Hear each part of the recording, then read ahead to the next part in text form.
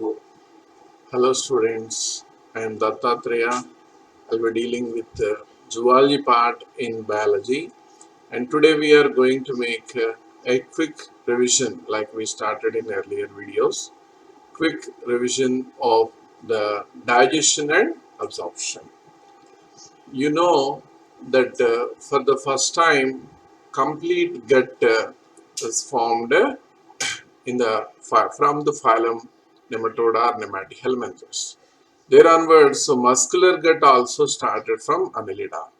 Now, GI tract is the term we use in human beings. What is GI tract? Gastrointestinal tract. Now, GI tract is also divided into upper and lower GI tract. Now, broadly, if you look into this, human digestive system, it can be divided into parts like this. So they have mouth, starting part is mouth leading into the oral cavity or the mouth. So buccal cavity or the oral cavity, you can say. So buccal cavity or the oral cavity. Afterwards, how is it? There are two things. One is oral cavity and other one is nasal chamber. Both will come towards the pharynx. Then through pharynx it leads into esophagus, then stomach. After stomach, small intestine is indicated by duodenum and coiled part called jejunum and ileum. Then large intestine is represented by cecum, colon, rectum. Cecum, colon, rectum. Rectum opens out by anus. Right, that's good. Now, so in buccal cavity, what are the parts? Gingiva, the gums. Mouth leads into that. Then teeth are present in upper jaw and lower jaw both. Then comes uh, there is uvula. Here, what is the specialized thing? Buccal cavity is having actually three things. One is tongue, teeth, and palate. So the palate is divided into hard palate and soft palate. Hard palate and soft palate. Hanging down of soft palate is called a uvula, right? So there in the throat, that is a tongue attached at the base of the tongue. Below that, there is a fold called a frenulum, and free surface. The tip of the tongue is free, and base of the tongue is attached. Hope you remember. And frog, it is opposite way. Tip is attached and base is free. You know, human beings have different types of teeth. And what is the dental formula in human beings? First thing, let us know what are the four types of teeth. The four types of teeth are incisors, then canines, then premolars, and molars. Incisors, canines, premolars, and molars. These two can be called cheek teeth. They are used in grinding. The incisor, the chisel shaped first tip of the part of the jaws, you will see incisors. You see scissors like, they are scissor like teeth. So these scissor like teeth are called incisors. Then pointed ones are canines. In carnivores, they are much more developed. Then these are molars and premolars. They are embedded in sockets of jawbone. So we are not going to much detailed discussion because we don't have time now to make only quick revision. So 2123, 2123 means each half of the upper jaw have two incisors, one canine, two premolars, three molars. Again, lower jaw, two incisors, one canine, two premolars, and three. So into two, totally 32 teeth. But what about milk set?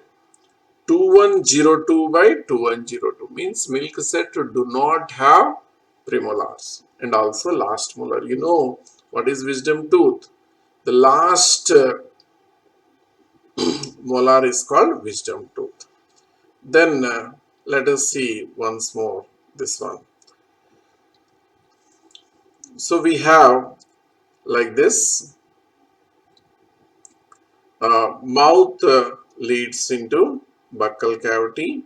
So this buccal cavity is leading into oropharynx. Buccal cavity leads into pharynx. And pharynx, this hard palate, above this, what is nasal chamber. Nasal chamber comes by nasopharynx. And this junction part is oropharynx. What goes into larynx is called a laryngopharynx. What is meant by larynx? Larynx is nothing but anterior part of trachea. Anterior part of trachea is voice box larynx. Just adjacent to this laryngopharynx, what will be present? Esophagus. So the food will be going to move from this oropharynx into this part like this. So it will continue with this, right? So this nasal chamber, you know, you might have studied in skeletal system, three different concave, inferior, nasal concave, they will be present, right? So that is the thing. Now, so the long part is esophagus. Esophagus is the long tube-like part. Then comes the wide part called stomach. You might have observed in the new book of NCERT, they made a correction that stomach is divided into cardiac, fundic, body, and pyloric stomach. Cardiac, so fundic upper extension is called fundus, then cardiac stomach, body of stomach, pyloric stomach. And try to remember here there will be one sphincter, that is cardiac sphincter. And between stomach and duodenum means pyloric stomach and duodenum, what is present? Here you can see pyloric sphincter. So there is cardiac sphincter and pyloric sphincter.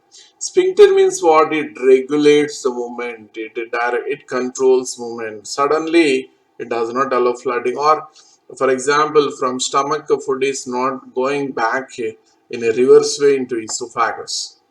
That is because of cardiac stomach. When food from stomach it is going into duodenum, it is not flooded into duodenum because stomach is also a storage organ.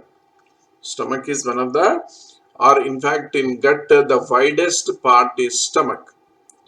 Esophagus is long, pharynx is a junction between the other parts, right? So then the small intestine, what are the regions in the small intestine? So small intestine consists of three parts. So small intestine has duodenum,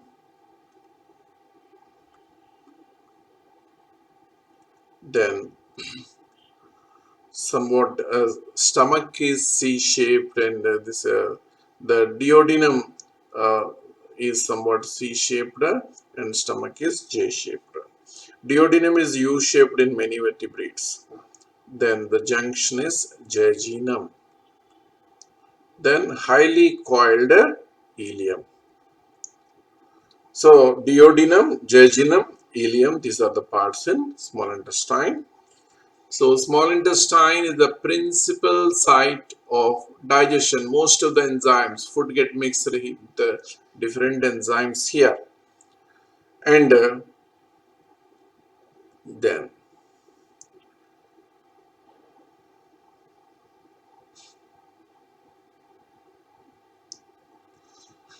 after highly coiled part is jejunum and ileum part. And then large intestine. Large intestine consists of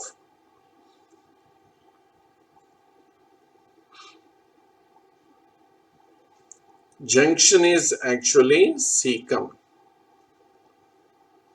Then comes colon.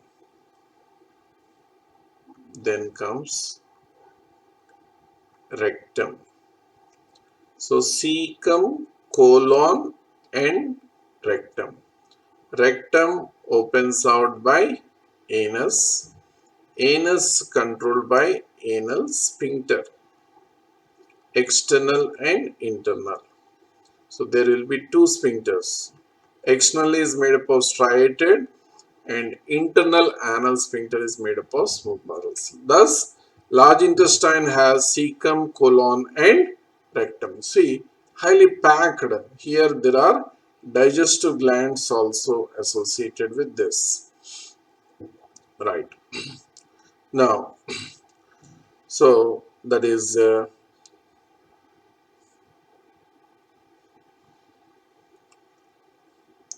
coming to the what are the various layers once we'll see. The gut is having layers like this. So then serosa, muscularis, submucosa, mucosa. These are the four layers. Outermost layer is serosa and next muscularis, then submucosa, mucosa. Sometimes in some books they don't see properly labeling correctly. So try to see this. Serosa is only this outermost one. Only the outermost layer is serosa. So what are the parts present here? Layers in the gut include serosa, made up of squamous epithelium. So simple squamous epithelium resting on a thin layer of basement membrane with connective tissue layer. Then muscularis, made up of smooth muscles. Actually it has outer longitudinal, inner circular, but stomach will also have oblique muscles internally. These are all controlled by nerve plexus. Actually, autonomic nervous system controls muscles, having two types of plexus, one on the mucosa, other one near, one in the muscularis and other one in the submucosa. So smooth muscles only. Only anterior part of esophagus and pharynx, they'll have striated muscles. You can voluntarily control that. Submucosa is made up of connective tissue, then blood vessels, lymph vessels, nerve fibers, etc. Here, glands can be controlled by these nerve fibers. Then mucosa is made up of simple columnar epithelium. In small intestine, they will form villi for absorption of digested foods. See, you observe this. There will be lacteal. What is meant by lacteal? Lacteal is nothing but lymph vessel helping in the absorption of digested fats. There will be blood vessels, blood capillaries, formed by arteries and other things. Then coming to now glands. So what are the main glands? Different glands present. Number one is salivary glands. Right. So salivary glands, which are three pairs. Salivary glands will be three pairs in human beings. Uh, parotid near the pinna, then submaxillary near lower jaw, sublingual near the tongue. Then second one is important, liver. Largest gland in the body is liver. Largest gland in the body is liver. Liver is an important gland without any digestive enzymes, right? Once and the third one is pancreas. Second largest gland in the body is pancreas, which is a leaf-like gland. But pancreas is heterocrine or a mixed gland. Pancreas is a mixed gland or heterocrine gland.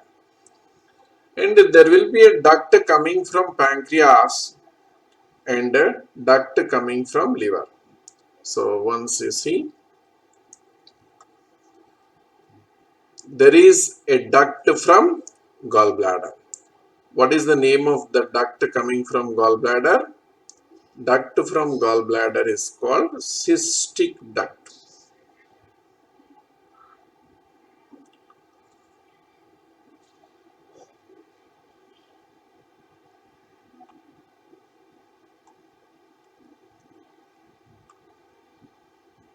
Right.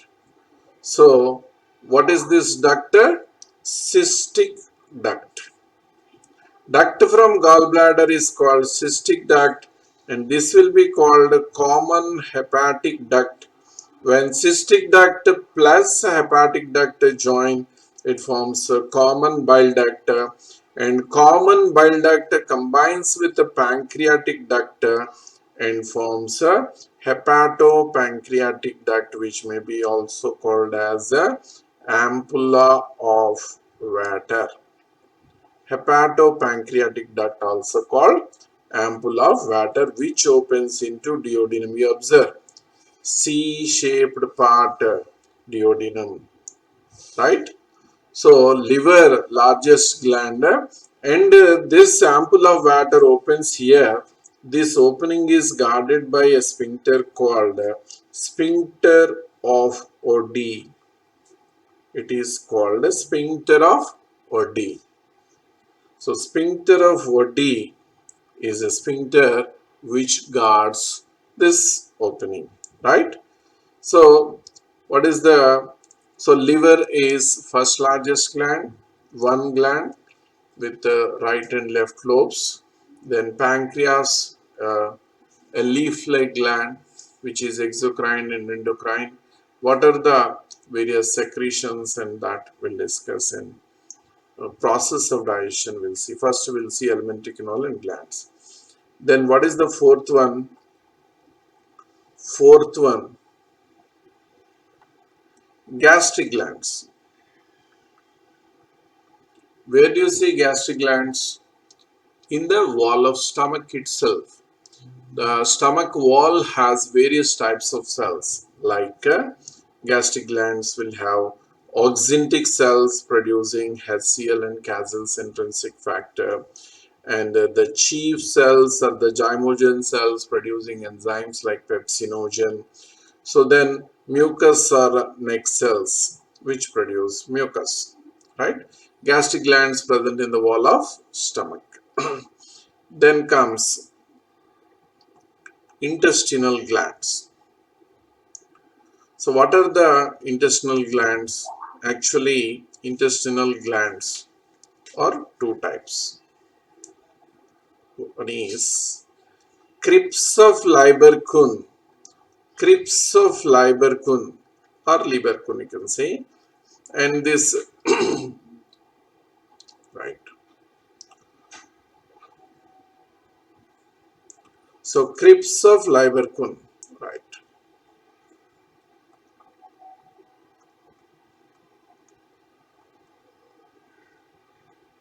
And Brunner's glands. So crypts of Lieberkühn and Brunner's glands. Submucosa of duodenum contains Brunner's glands, And crypts of Lieberkühn will be present in most of the other parts of small intestine, and they are helping in production of enzymes. So most of the enzymes will be produced in the intestine region. So in the first part of uh, digestion and absorption chapter, we have briefly discussed about the various parts in sequence and in various digestive glands. What are the glands? Salivary glands, gastric glands, liver, pancreas, and intestinal glands, small intestine. Whereas large intestine does not have villi. They may help in absorption of certain drugs and water, right? Now,